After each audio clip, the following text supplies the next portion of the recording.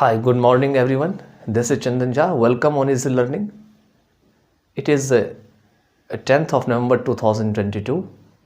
You can now follow me on Facebook page with the name of Evergreen English Language and Instagram Evergreen Classes. As usual, I am going to deliver a lecture on characteristic feature of English language. I have just taken some points. These are the 8 points. I think these are important for you to understand the soul of English language. I will try to explain in a very limited words about the characteristic feature of English language. If I want to, or if I will go deep into the language, then the video lecture would be very lengthy. To escape from it, I have taken some points which are very important for you to know the characteristic feature of English language. So the first point, that is, I have taken here, history of English language.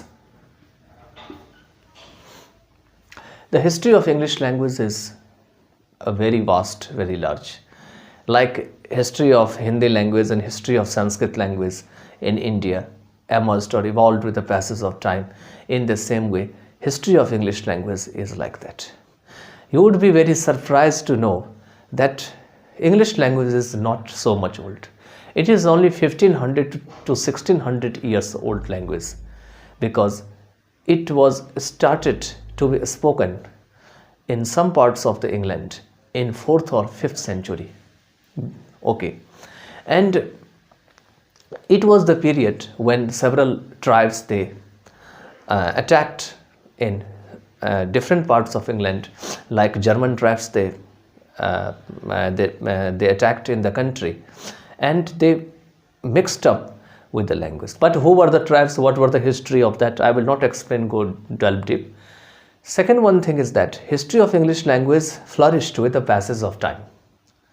For example, when French came, then it has different influence, because it became the court language that time in England, and in this way several other languages have influence on English language. So English language, you can't say is English language of is the mother tongue of England or UK, whatever we are studying today, but it is the amalgamation or mixture of several other countries' words there. Okay, that I am going to explain in next point here. Next point is here, world's second largest language. English language is world's second largest language. It means after Mandarin Chinese, which is spoken all over the world, I think more than 800 million people. After this, English language is spoken in the world. I have also read somewhere that English language is the official language of above 110 countries of the world, and it is the second largest spoken language in the world. After this, our Hindi language comes into existence, but it's very unfortunate that with the help of Hindi language, many things they are not created in the country, and we have to still spend lot of money on learning this language that is not completely connected to our culture, or we can say our history of India. Third one is here, derivation of other countries' words. Now, what is the meaning of derivation? Derivation means, I already told you that English language is not the pure language of England itself. If you think that Englishmen they are living in England or UK part, they think that the English language is their own language. No, that is completely absurd to think in this way. Why? Because with the passage of time, Englishmen went to different part of countries for ruling purpose. Their empire extended with the passage of time. They went Asian continent, African continent, American continent, and several other continents in the world, where they ruled over there, and they also made their own colonies. They started living with the local people, they started communicating with them. In this way, they borrowed some words from these countries, and they added to their dictionary their language.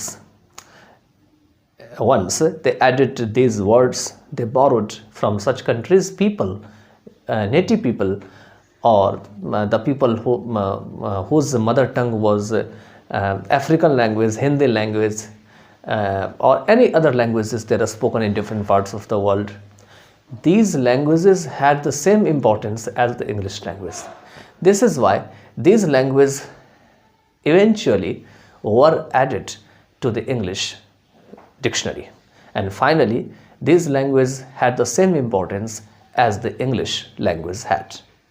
Since then, it has continuously been used in the world, and there seems no difference of the English original one and other languages.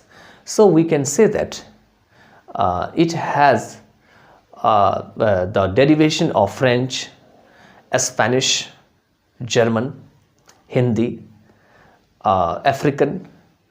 If you go to Middle East countries, from there they also borrowed several words.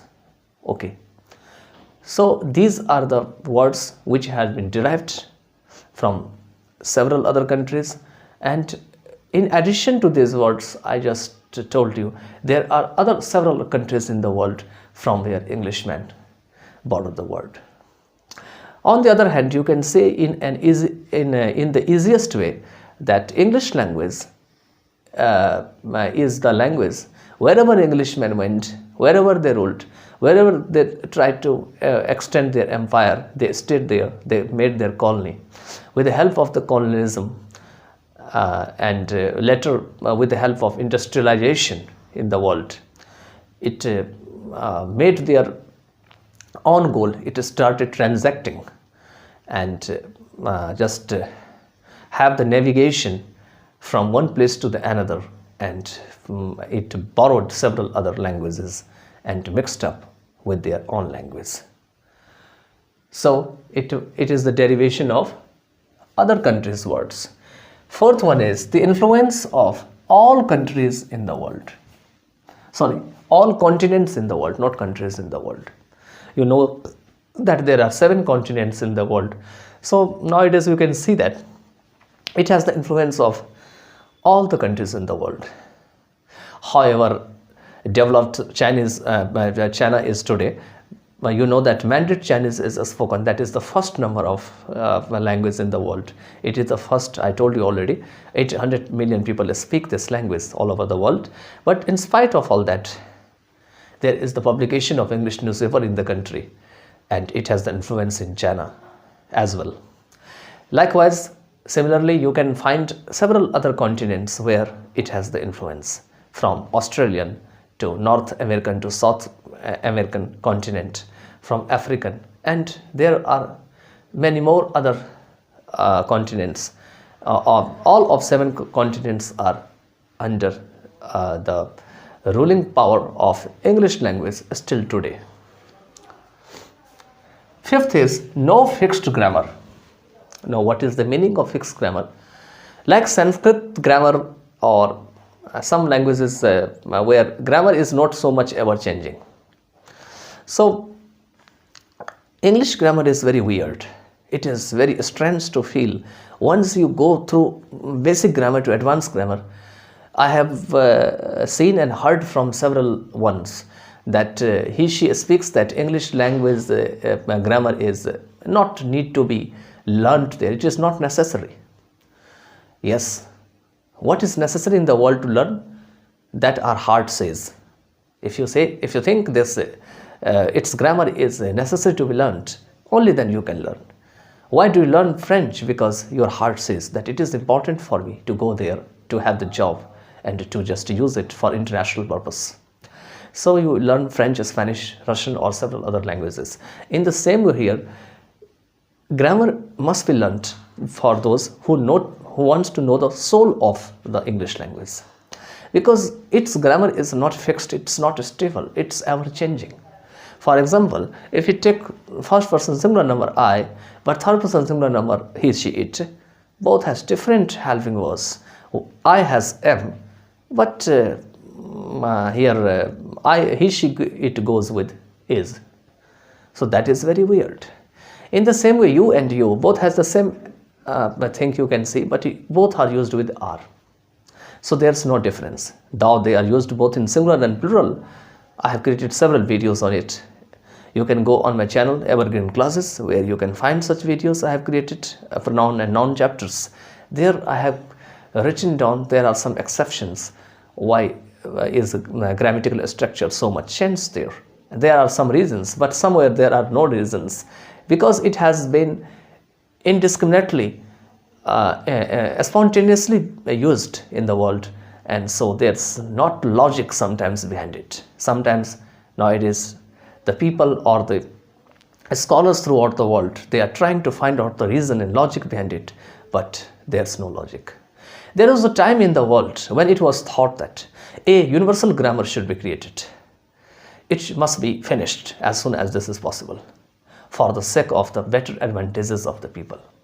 So make it more and more convenient, a universal grammar was created for the purpose of making a unanimous decision about grammatical structure.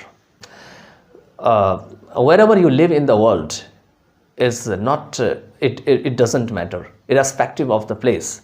Now the grammatical structure in whole part of the world is taken only in one way, because before that it was not fixed. If you are in Indian continent or Asian continent and you go to the European continent, there was not the fixed grammatical structure.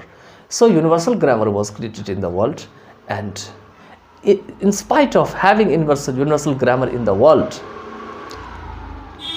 there's not much stability seen in English grammar. You can find out in preposition chapters, noun chapters, pronoun chapters, and all the grammatical structures from basic to advanced grammar. I know that many of you would not have studied from basic to advanced thoroughly, because it would take many months and many years to go deep into, to learn and again imbibe into the heart. It's very difficult. So we only want to get our business, want to get the opportunity to have the job, and only with the view of that we'll learn grammar or any other things in our life. So let's go on another point. Next point is no fixed spellings. Yes, that is right. Sometimes it is when you add ing, the consonant is here repeated, and sometimes consonant is not repeated. So there's much difference. Sometimes you write putting, sometimes you write writing, but double T is not repeated. Sometimes you speak that you always use ing. You have to delete E at the end of the main verb, and then you have to add ing. For example, if you speak here delete, then you can't directly use ing at the end of the word. So for the purpose of that, you have to remove E, and then you have to add ing in that form. For that, I will explain one part of the video again and again, and some parts of the video I have created and I have uploaded on Evergreen Classes channel, where you can watch. But in future, I will have been keeping on creating such videos for the convenience of those students who have confusion to understand the logic and soul of this language. So spelling is never fixed. The sound is also not fixed. Sometimes the sound is of consonant, but words start with different other one. Sometimes the sound is starting with here with the consonant, but the previous letter that is written before the consonant is also consonant, but it's not spoken. For example, no, knowledge, it is not pronounced accordingly, because it would seem you can't speak knowledge, knock, and knowledge would be correct there, I think. Okay, I think not, that is sure, and that is completely universally acceptable in the world. So there's no fixed grammar, there's no fixed spellings. Now we go forward for next point, that is seventh one, advantages. Now what are the advantages of English language we know today? In each and every corner, in each and every street, city to village area, now even a child, even an old person, even a person who is jobless, who has not studied, never have been, has been from school since their childhood, they want to learn English for the purpose of communication with other parts of the world and each and every person in the world. Because even a child nowadays wants to learn for the sake of knowing that she has the sole purpose to only communicate, and they feel satisfactory in comparison to other languages that are spoken in the world. Because it is English language, and I think one of the tongue twisting language, that is Sanskrit. If you know the two languages in the world, according to me, this is my own way to speak here, then you can learn several other languages in the world with the help of that. Because Sanskrit language develops your tongue twisting, and English language will help to translate all those words or the languages they are spoken throughout the world. And there you can learn accordingly Russian, Spanish, German or French after listening to their sounds carefully. You have to use microphone to listen to them in an accurate or precise manner. So you can say these are the advantages. Nowadays, you know that without this language, even you can't be completely called a competent learner, a competent candidate in an interview. You will not be accepted there, rejected there, and finally you have to come back from there with empty-handed, though you have the higher qualification, qualified degrees, diploma, certificate to yourself.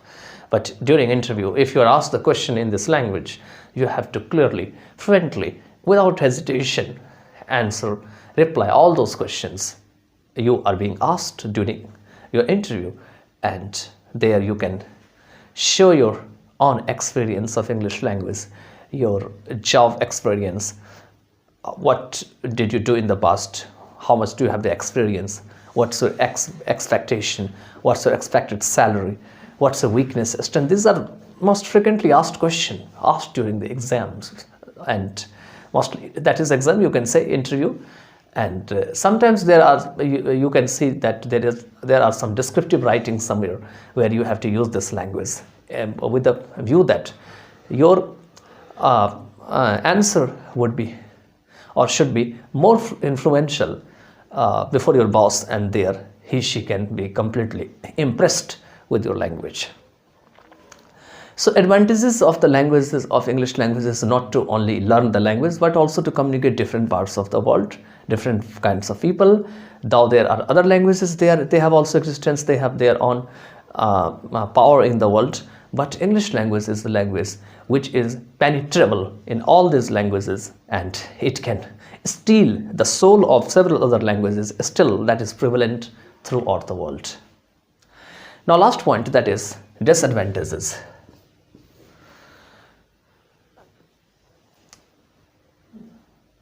To know and to learn English language nowadays, the youngsters, the children, and even several other persons, they are from different countries, they have been forgetting their own culture, their own language, their own dialect, their own state language, their district or their area's language, which are so much important to maintain their culture, to maintain the tradition. Whatever has been spoken by their forefathers, grandfather, grandmother, and old generations, these languages were not the English languages in some parts of the country or the world. But nowadays, those languages are seen with naked eyes, and those languages are completely ignored, and they are non-outdated in the world. Instead, nowadays, English language is being replaced, and it is being shown or demonstrated more powerful than other languages in the world. And this is why the existence of all other languages are being faded away day after day. Now it seems that with the passage of time, other languages they are being spoken in the world would have no more existence due to the influence of such languages like English. You can also understand that if the country's own language, mother tongue, is not saved with time, then the other international languages or those languages, with the help of that we have the job and other purpose, developed purpose for science, engineering, technology and infrastructure, where we have to use the English language.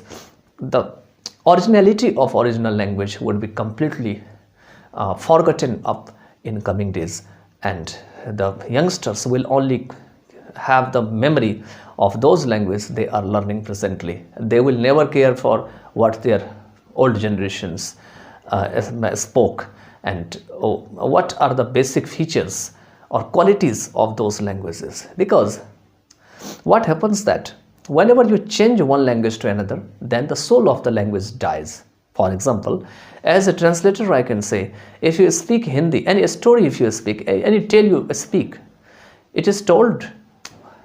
And if you try to translate the same thing in English language, then the soul of the language completely dies. Because each and every language has its own feeling, and feeling completely destroys and dies with translation method. You can't translate as it, you can't translate the feeling. This is why you can only understand the language, but the feeling will be not completely translated accordingly. How can be the feeling instilled? So there are some methods in English like intonation, like a rhythm, like dramatical way, like there are several other literature, literal meaning, where you can just go with the figurative meaning to understand the language. But these are not sufficient. Eventually, you can see that the soul of the language will completely die if it is translated from original to English one. And in this way, we can say that these are nothing but disadvantages. If it is not stopped with the passage of time, then the original language and its soul will completely be sold in the market, and there would be no value of original language of any country in the world. So thereafter, we just come to end with this video, and I know that you would have enjoyed this video. In future, I will be again present with some new video, with new lecture. I hope you would have enjoyed with wholeheartedly, and you would be completely feeling satisfied after listening to my lecture. I have also uploaded several other lectures you can watch on the YouTube channel, on Easy Learning channel, where you can find out in the playlist like inspirational and motivational. And I will just have been keeping on uploading all these videos or lectures, which will be very helpful for modern generations and in coming generations. So by then, take care of yourself. Thank you so much to stay and tune with us.